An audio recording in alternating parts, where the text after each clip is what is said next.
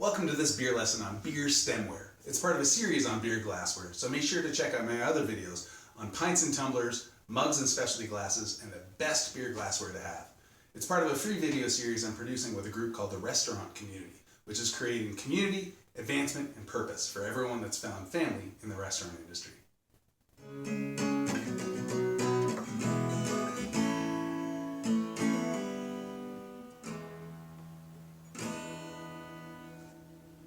Stemware is a glass whose bowl sits on a stem. The stem elevates the beer literally and figuratively. Stemware is perfect for any beer that's highly aromatic and often medium to high in alcohol.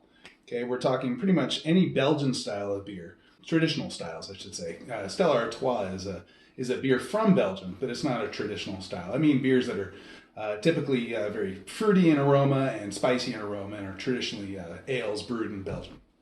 So beyond that, additionally, we're talking about beers that are, anything fruited or spiced or oak aged or sour is going to taste perfect in a stem glass. Okay, rather than chugging them, these are beers that you want to sip and savor and smell. In stemware, especially the ones with inward tapering bowls, are really the perfect glass because they focus the aroma.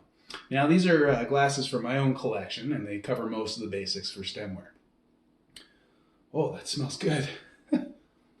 Okay, let's start with the tulip, the goblet, and the chalice. These are pretty related, and a lot of folks use these terms interchangeably. To me, a tulip is a little skinnier and actually taller. This one's kind of short for a tulip.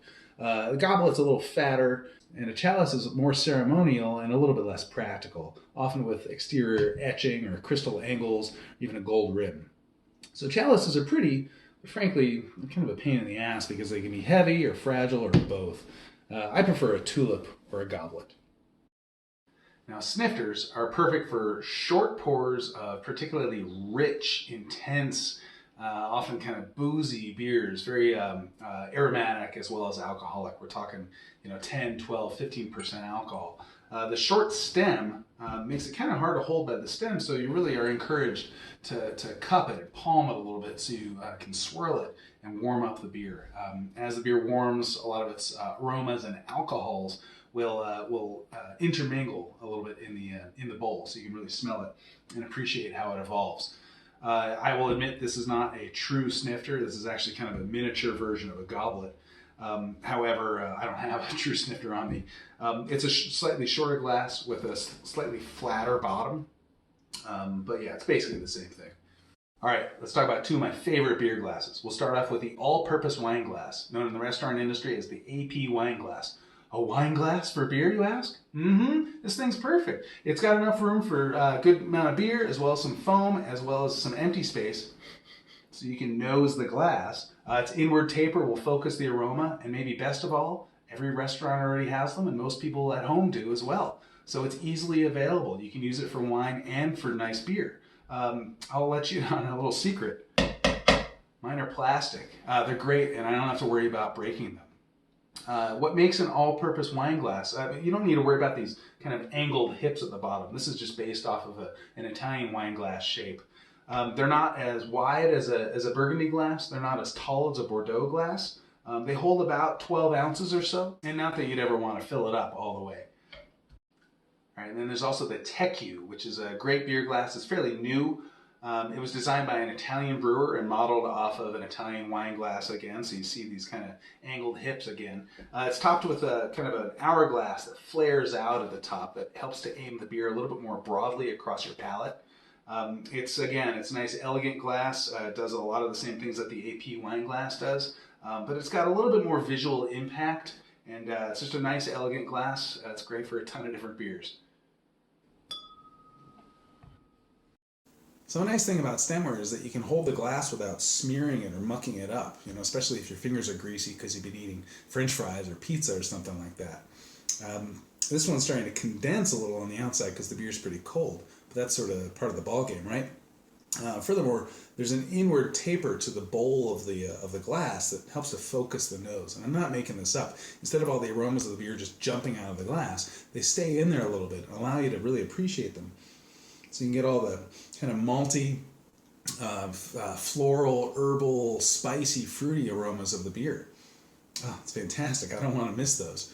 So when you pour the beer, make sure you pour with a couple fingers of foam on here, and then leave some room in the glass so you can really get your nose in there and smell all that the beer has to say. So most beers you pour into Stemware shouldn't be drunk too cold. And the shape of the glass is going to allow you to warm the beer with your hand if it's a little too cold. I do this pretty frequently. Trust me, you're going to be able to smell and taste a whole lot more if the beer isn't ice cold. Which brings me to my next tip, my big myth to bust here.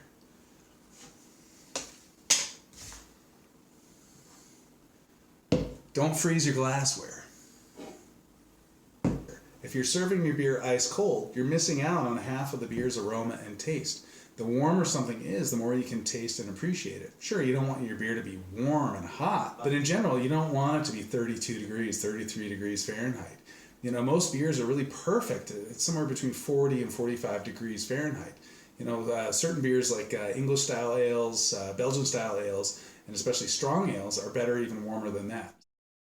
Head over to therestaurantcommunity.com for more food and beverage service resources. You can watch more videos on all things beer at my YouTube channel, Master Cicerone Rich Higgins. And head over to my website, richhiggins.com, for my video prep course for the Certified Cicerone exam, to learn the deductive beer tasting method, to join me in Belgium and Germany for my beer immersions, and to check out my Liquid Bread podcast. Stay in touch and follow me at MaltyRich.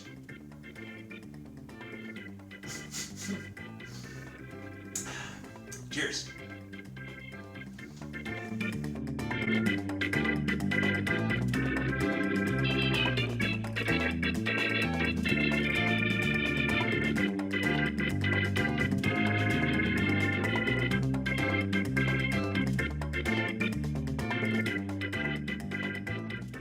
Oh, that smells good.